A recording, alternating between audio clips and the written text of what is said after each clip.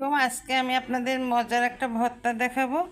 সিম আর বরবটি আমি এরকম কুচি কুচি করে কুটে নিচ্ছি, সঙ্গে ধনের পাতা, জিরা, অল্প একটু তেল, কাঁচামরিচ আর ধনের পাতা দিয়ে আমি হালকা একটু টেলে নিছি, মানে সিদ্ধ করে নিছি। এবার আমি আমার ওই যে বাটনা আছে ওতে আমি ডুলে নিচ্ছি।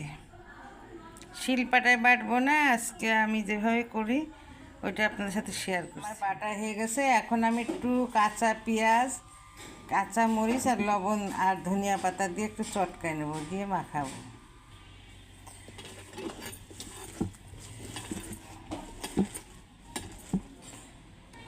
এই যে চটকানো হয়ে গেছে, এবার আমি তেল দিয়ে দিলাম, সরিষার তেল। এই শীতের দিনে এইভাবে ভর্তা খেলে অনেক ভালো লাগে। সিম বরবটি দিয়ে আমি একসাথে ভর্তা করছি।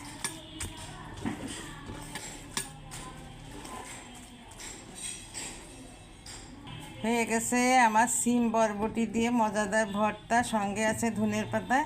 আপনারা এভাবে করে খাবেন। আমার সঙ্গে থাকার জন্য ধন্যবাদ। আল্লাহ হাফেজ।